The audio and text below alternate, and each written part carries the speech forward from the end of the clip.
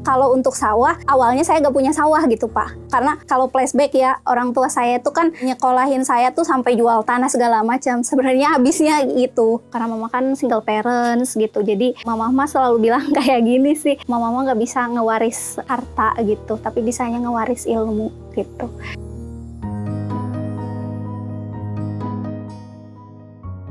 Jadi saya dapat modal sih, ada dana pribadi, terus ada dana investasi juga. Termasuk juga ada bantuan dari program YES juga gitu, dapat hibah. Jadi program YES ini yaitu program kerjasama antara Kementerian Pertanian dengan IFAD untuk menghasilkan wirausaha muda di bidang pertanian. Kalau kita sih tergantung permintaan ya kalau kapasitas, tapi hampir rata-rata itu tuh ya sekitar 1 bulan ya mungkin nyampe 1 ton. Kayak gitu. Perputaran uangnya 1 bulan tuh sekitar 25-30-an lah mungkin gitu.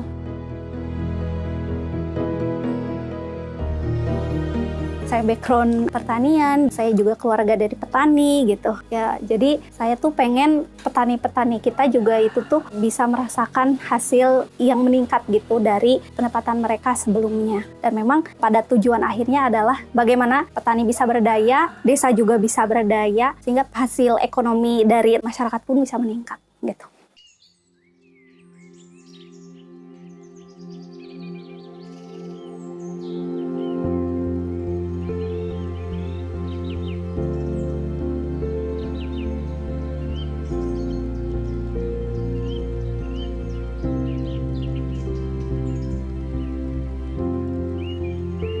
Assalamualaikum warahmatullahi ta'ala wabarakatuh. Perkenalkan, nama saya Yuyun Yunistri, saya berasal dari Cikatomas. Usaha saya saat ini yaitu di bidang pertanian, khususnya untuk komoditas beras sehat organik. Kalau Cikatomas itu masuknya Kabupaten Tasikmalaya Pak, tapi lebih ke arah selatan gitu. Mama sama bapak saya tuh petani juga gitu. Dulu punya sawah juga, kemudian ayah saya selain di sawah sebenarnya ada di penjual ikan. Jadi memang keseharian sebenarnya karena kita tinggal di desa, ya bertani, beternak, bahkan sempat ayah saya beternak ayam broiler gitu. Sebenarnya nggak di pertanian dulu, tapi di awal tuh saya suka biologi gitu. Nah kemudian pas waktu SMA emang jurusannya IPA, pas waktu kuliah juga saya ngambil rekayasa pertanian di Institut Teknologi Bandung. Jadi lebih menjurus ke pertanian. Dulu juga awalnya saya ngambil jurusan rekayasa pertanian karena memang background saya juga di desa, terus banyak pertaniannya, melihat orang tua juga gitu. Jadi memang mulai terbentuklah gitu, suka tanaman, suka tumbuhan. Nah, seperti itu. Kalau saya tuh asal-muasalnya memilih di organik ini gitu. Yang pertama memang karena itu saya jurusannya gitu ya. Jurusannya kan rekayasa pertanian, berhubungan dengan pertanian. Terus juga pesan almarhum ayah saya juga, jadilah orang yang bermanfaat untuk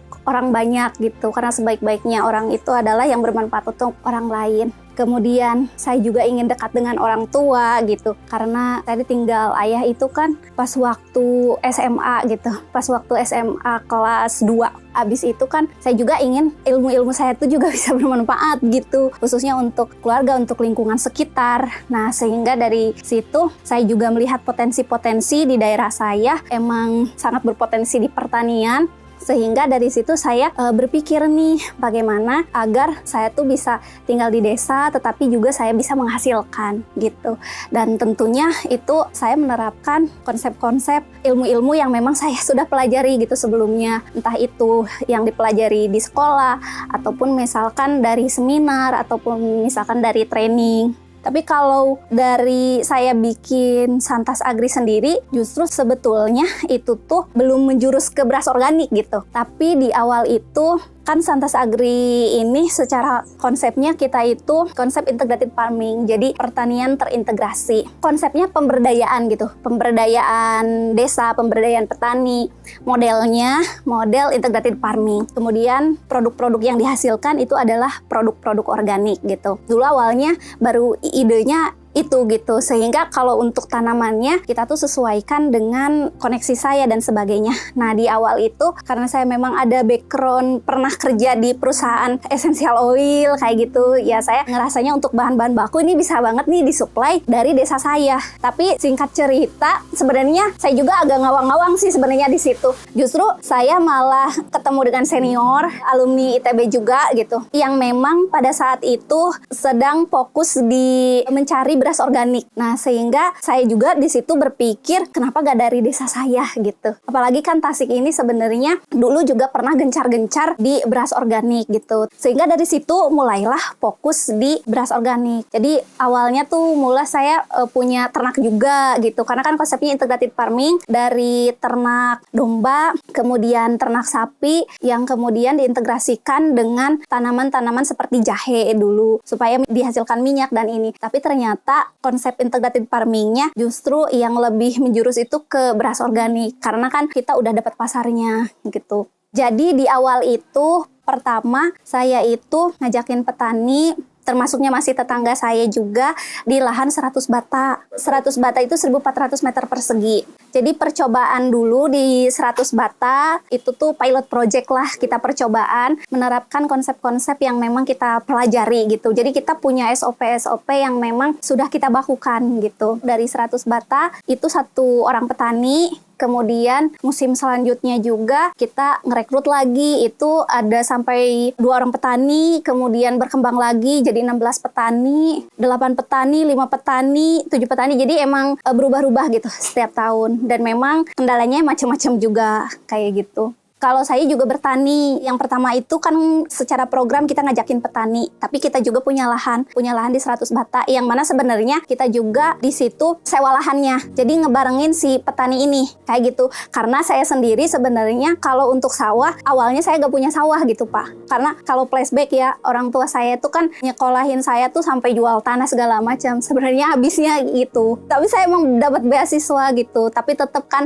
mama tuh sempat ngejual sawah tanah, kayak gitu. Karena nyekolahin gak hanya saya, kakak saya juga kan disekolahin. Pas waktu ayah saya meninggal itu kakak saya tuh udah semester 4 baru mau lulus gitu. Jadi lagi butuh-butuhnya. Jadi emang perjuangan mamah banget gitu ya. Terus abis itu selain dibarengin gitu, berkembanglah jadi ngajakin petani-petani yang lainnya kan, kayak gitu. Termasuk plus saya juga menikah, ngajakin suami juga gitu. Dan suami saya sangat support banget gitu dengan kegiatan saya. Iya, mendukung untuk karir saya membangun si Santas Agri Indonesia ini gitu.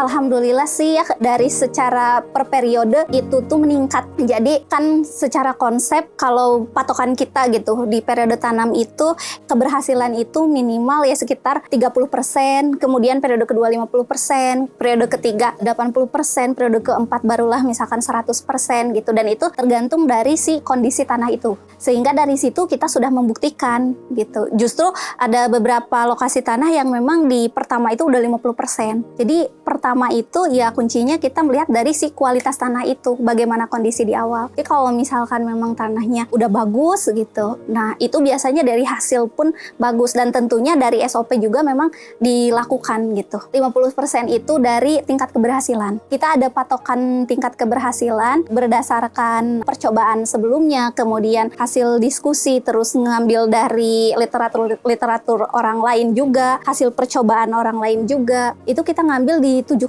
ton per hektar. Tapi kan bahkan di beberapa tempat atau daerah kan ada 10 ton per hektar untuk organik dan sebagainya, kayak gitu. Tapi kalau untuk wilayah Tasik ini ya kita ngambilnya di sekitar 5-7,2 ton per hektar. Nah kita sebenarnya patokannya untuk ke petani gitu, sosialisasi dan sebagainya, itu tuh tingkat keberhasilan 50% itu ngambil di 7,2 ton per hektar, kayak gitu. Di awal itu tuh sudah untung Pak. Tuh, jadi ada untungnya. Apalagi kalau misalkan si petaninya itu memang kan kita di sini ada pembinaan gitu. Jadi secara program dari Santas Agri ini kan program integrated farming gitu kan, kita ngajakin ke petaninya itu. Pertama kan kita ngasih modal usaha gitu ke petani yang berupa saprodi, sarana produksi, kompos, mol, ataupun misalkan di situ juga bisa dibantu petaninya kalau misalkan butuh biaya untuk traktor dan sebagainya. Nah, itu juga bisa pengajuan. Tapi memang ada syarat-syarat tertentu. Nah, itu modal usahanya. Kemudian yang kedua, kita kan ngasih pembinaan. SOP-nya bagaimana, cara tanamnya juga bagaimana, kayak gitu. Ketiga, kita kasih jaminan pasar gitu ke petani. Jadi petani ketika panen, mereka udah nggak bingung lagi ini harus dikemanain gitu. Udah kita tampung dan harganya juga sesuai dengan perjanjian di awal, kayak gitu. Dan kita lebih tinggi daripada harga gabah konvensional. Kalau harga penerimaan gabah dari petani, khususnya untuk binaan, kita tuh di 7.800 per kilo. Kalau kita harga cenderung stabil. Pas waktu harga gabah konvensional 5.000, 6.000, 7.000 juga, itu tuh kita beli di angka 7.800 per kilo. Kalau misalkan harga gabah konvensional kan kadang ada yang melambung tinggi, ada juga yang sampai jatuh, kayak gitu. Nah, kalau kita memang cenderung stabil. Jadi di awal memang sudah dikomunikasikan dengan si petaninya ini gitu, yang kita ajak. Dan di samping itu pembinaan juga ya, untuk masalah pembinaan kepada petani, kita tuh lebih mengarahkan si petani itu untuk bisa membuat pupuk sendiri gitu, kompos dan mol sendiri, sehingga memang mereka bisa lebih rendah gitu secara biaya. Pertama, memang untuk Santas Agri Indonesia ini kita memang ada investornya gitu. Jadi saya dapat modal sih, ada dana pribadi, terus ada dana investasi juga. Termasuk juga ada bantuan dari program YES juga gitu, dapat hibah. Jadi program YES ini yaitu program kerjasama antara Kementerian Pertanian dengan IFAD untuk menghasilkan wirausaha muda di bidang pertanian. Ketika saya bangun Santas Agri ini, ya bilang saja ini adalah startup gitu ya, perusahaan baru dan sebagainya. Saya kan bikin perusahaan namanya Santas Agri Indonesia gitu. Nah, dari situlah gitu, kita bangun branding dulu, kita bikin proposal dulu, kayak gitu. Ada hitung-hitungannya dan sebagainya. Dari proposal itu, kemudian saya sebarlah gitu ke alumni-alumni saya gitu. Jadi, cara saya dapat modal tuh gitu-gitu, Pak.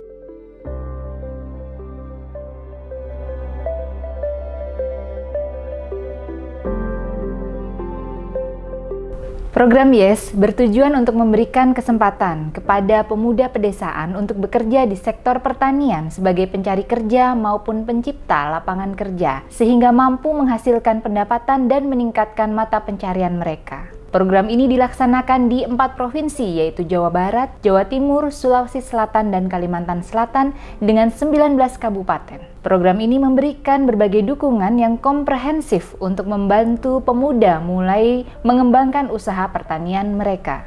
Program YES tidak hanya sekedar memberikan pelatihan, tetapi juga membangun ekosistem yang kondusif bagi pertumbuhan usaha pertanian pemuda. Harapannya program ini dapat menjadi katalisator dalam memajukan sektor pertanian di Indonesia dan menciptakan generasi petani yang mandiri dan sejahtera.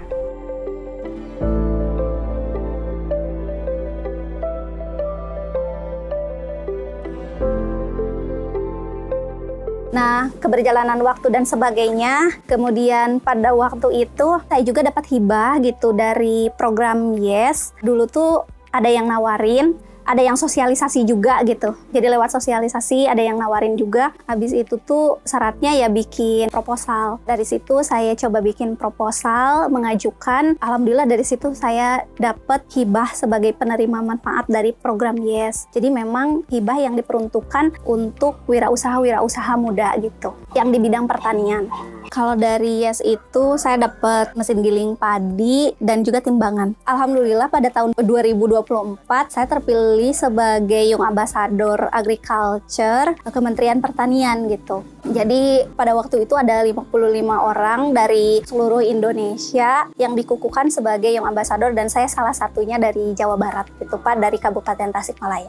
Jadi kalau Young Ambassador ini sebagai representatif gitu anak muda yang memang semangat di bidang pertanian gitu. Tugas dari Young Ambassador salah satunya yaitu meresonansi anak-anak muda khususnya yang ada di desa agar tertarik di bidang pertanian kayak gitu. Dan memang di Santas Agri Indonesia ini juga kan harapannya justru itu gitu. Jadi kita tuh kan pengen selain mengajak petani-petani yang memang udah ada saat ini, yang memang kebanyakan senior, itu tuh kita juga bisa mengajak anak-anak muda gitu. Dan memang Salah satunya dari si Santas Agri Indonesia ini, kita juga justru ingin ada regenerasi gitu dari si pertanian di desa ini. Dan tentunya gitu dari anak-anak yang juga ngebantuin kita di Santas Agri itu tuh anak-anak muda juga, dan juga memang petani yang memang tergabung di Santas Agri itu juga ada beberapa anak muda, bahkan kita bikin klaster sendiri gitu untuk anak-anak mudanya. Kalau kita kan beli gabah dari petani, kemudian kita olah menjadi beras organik, beras sehat organik, kita kemas dan kita langsung distribusikan. Karena kalau secara pemasaran, kalau untuk saat ini memang kita belum menjual ke pasar bebas gitu, tapi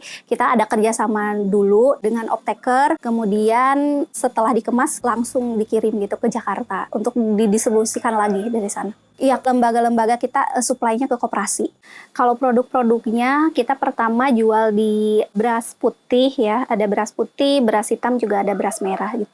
Tapi kalau khusus untuk binaan kita masih di beras putih gitu. Ada beras hitam sama beras merah kita ngambil itu dari mitra. Jadi kalau di Santas Agri ini kan kita ada petani binaan yang petani yang memang mereka itu bersedia kita arahkan, kemudian melakukan SOP yang memang kita berikan gitu. Kita kasih layanan program yang memang kita berikan gitu kepada mereka. Ada juga petani mitra yang memang kita di situ kerjasama untuk membeli gabahnya saja, tetapi dengan jaminan bahwa berasnya sudah bersertifikat organik. Seperti itu. Beberapa juga kalau dari mitra itu tuh ada beras putih yang memang kita ambil, beras hitam juga ada beras merah.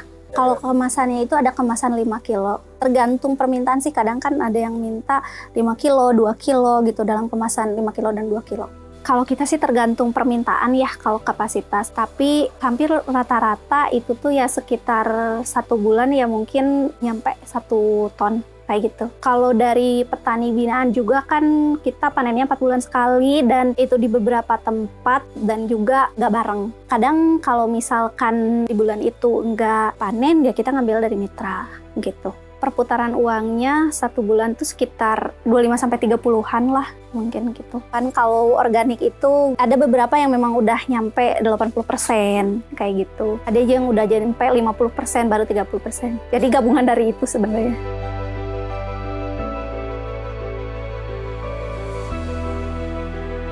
Kami percaya bahwa masa depan pertanian ada di tangan generasi muda. Untuk itu, program YES secara aktif membekali para pemuda dengan keterampilan yang dibutuhkan di sektor pertanian.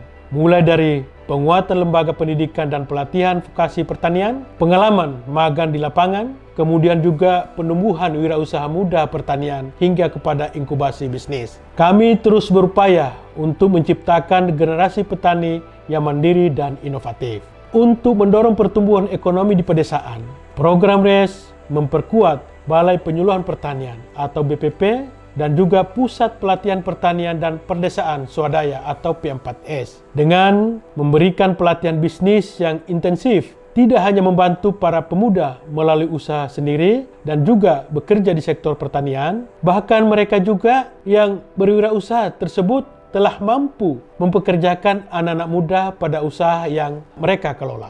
Tidak hanya itu, untuk memastikan para pemuda desa memiliki akses yang lebih mudah terhadap pelayanan keuangan, mereka juga dibekali dengan pengetahuan keuangan yang memadai, sehingga mereka berani mengambil sebuah risiko dan mengembangkan usaha sendiri. Berbagai kolaborasi dengan pihak-pihak terkait juga dilakukan guna mencapai tujuan bersama.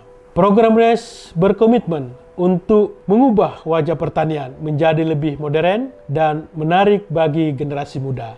Kami aktif mempromosikan cerita-cerita sukses para petani muda yang inspiratif. Kami ingin menunjukkan bahwa pertanian dalam sebuah peluang bisnis yang menjanjikan dan sejalan dengan tren global saat ini.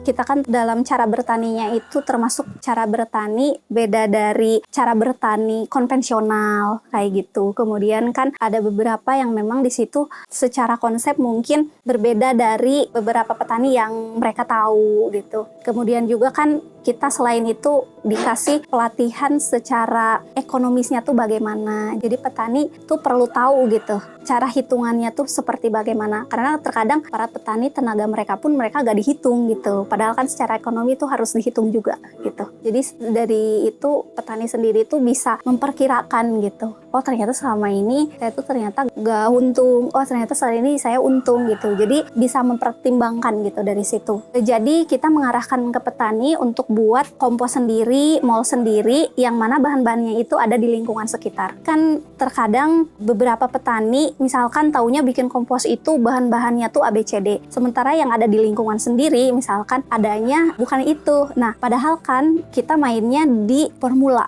Sebenarnya kalau bikin kompos misalkan kita tahu secara kandungan dan sebagainya, itu akan lebih ekonomis karena kita benar-benar memanfaatkan dari lingkungan sekitar, dari misalkan hijauannya, bahan mana yang misalkan banyak mengandung N-nya, kayak gitu-gitu Pak. Nah kalau misalkan di sini ya kalau secara lengkap itu bisa pakai kotoran domba, sapi, dan juga kotoran ayam gitu. Terus juga ada hijauan dan juga ada serbuk-serbukan gitu. Jadi memang kita ada formulanya sendiri gitu Pak. Iya, tanpa pakai kimia sama sekali. Jadi kita menerapkan 100% gitu. Nah, di sini juga kan petani kadang ada beberapa yang tidak sanggup misalkan harus 100% organik. Ada yang bilang misalkan saya mampunya mau semi dulu gitu. Jadi belum siap untuk 100%. Nah, itu juga kita persilahkan juga. Tapi kalau misalkan si petaninya udah siap misalkan sampai 100%, nah baru kita masukkan sebagai anggota kita. Tapi yang ibaratnya dalam tanda kutip misalkan udah tertarik nih kayak gitu tapi mau semi dulu, nah itu kita juga persilahkan. Karena gini Mas, kalau misalkan ke petani itu kita gak bisa saklek ini harus gini, nah itu gak bisa sama sekali. Jadi memang pendekatannya itu harus pendekatan secara lebih kekeluargaan lah kayak gitu. Jadi harus bisa memang mengayomi mereka kayak gitu. Jadi dalam upaya pendekatannya juga gak bisa kayak perusahaan yang harus SOP harus gini, ini gak bisa kayak gitu juga gitu. Jadi kan ada assessment dulu gitu, kita ke petani, melihat di lingkungan sekitar, kita tanya-tanya dulu termasuk dari air dan sebagainya. Nah barulah kita kan didiskusikan dari sana. Kalau dari petani sendiri belum siapnya, kadang ada belum siap dari segi airnya kayak gitu. Kadang pertama mereka takut duluan, parno duluan, misalkan takut hasilnya memang nggak sampai kayak gitu. Sehingga kan beberapa petani memang kan mereka udah mengerti secara konsepnya gitu, tanahnya harus bagus dulu. Jadi kalau misalkan tanahnya dari awalnya itu udah terbiasa konvensional, apalagi misalkan pupuk kimianya itu udah sangat tinggi gitu, mereka juga pingin ada ini terlebih dahulu gitu. Jadi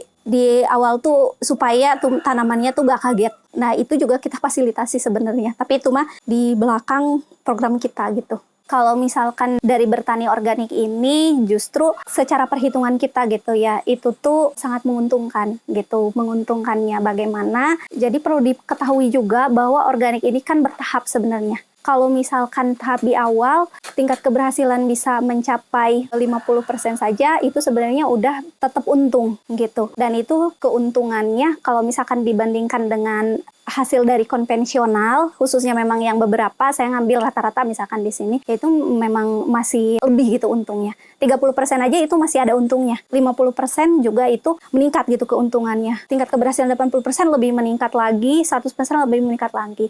Bahkan itu bisa ya sekitar sampai 30%, bahkan 50%-nya. Iya, lebih tinggi. Daripada konvensional. Nah, itu kan perbandingannya kita kalau di daerah saya gitu. Mungkin kalau di daerah lain kan juga itu berbeda. Itu tuh diukur dari apa? Pertama dari biaya yang dikeluarkan, kedua juga dari harga gabah yang memang kita beli.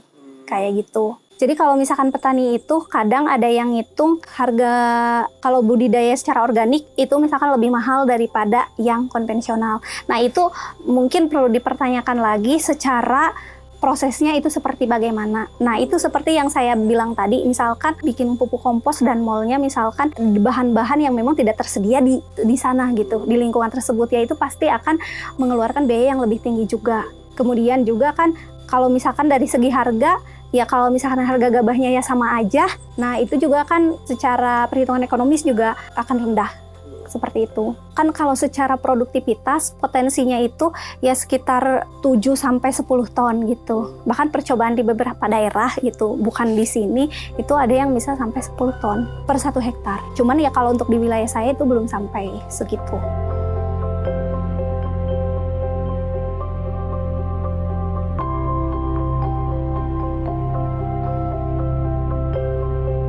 Kalau misalkan lahan pribadi, saya dan suami itu ada sekitar 1,2 hektar. Untuk binaan, ya sekitar 1 hektaran lah kayak gitu. Salah satunya ada yang beli, ada juga yang emang punya suami sih.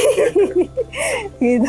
Alhamdulillah sih kalau misalkan mama juga mendukung banget gitu. Kalau sebelum punya suami kan yang pertama diyakinkan itu adalah mamah dulu gitu. Jadi alhamdulillah mamah tuh mendukung banget pas waktu saya balik gitu ke sini. Meskipun awalnya memang kalau kakak-kakak saya nggak dukung sih sebenarnya kayak gitu. Sempet terpengaruh juga gitu kalau mama saya teh. Padahal kan setelah dijelaskan dan sebagainya dan juga mungkin melihat dari proses perjalanannya, terus kemudian saya juga terlihatnya mungkin sangat semangat sekali gitu. Ya alhamdulillah gitu. Ya meskipun awal biasalah kalau misalkan di desa ya, kayak gitu. Oh alhamdulillah sekali sih kalau misalkan dari saya kerja juga sebenarnya makan sebagian hasil kerja tuh kan dikemamahin kayak gitu. Pas saya juga bangun santas, meskipun ya awal-awal pasti ada ininya ya kayak gitu. Nah tetap gitu karena mama kan single parents gitu, jadi tidak menghasilkan uang. Ayah tuh sebenarnya ngewarisnya dulu tuh bilangnya gini, kalau ayah saya tuh kan nggak punya harta berlimpah dan sebagainya tuh nggak punya kayak gitu. Tapi mau sebisa mungkin mau menyekolahkan anak. Jadi itulah harta warisan yang bisa ayah saya kasih gitu. Jadi mama selalu bilang kayak gini sih, mama nggak bisa ngewaris harta gitu, tapi bisanya ngewaris ilmu gitu. Jadi ya alhamdulillah semua anak-anaknya juga, mama tuh juga dilarang untuk bekerja kayak gitu. Jadi sekarang mah tinggal kita balas budi gitu. Iya, semampu kita tanggung biaya mama, biaya hidup mama kayak gitu.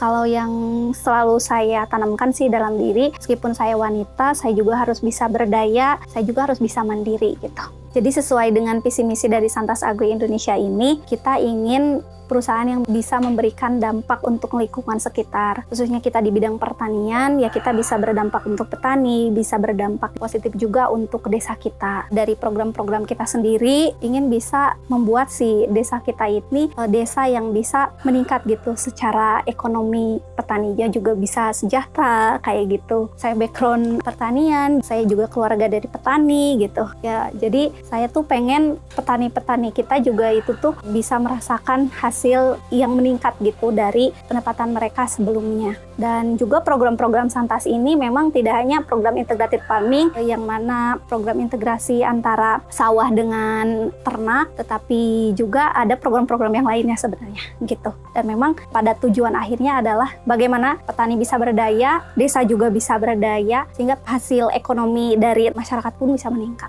gitu.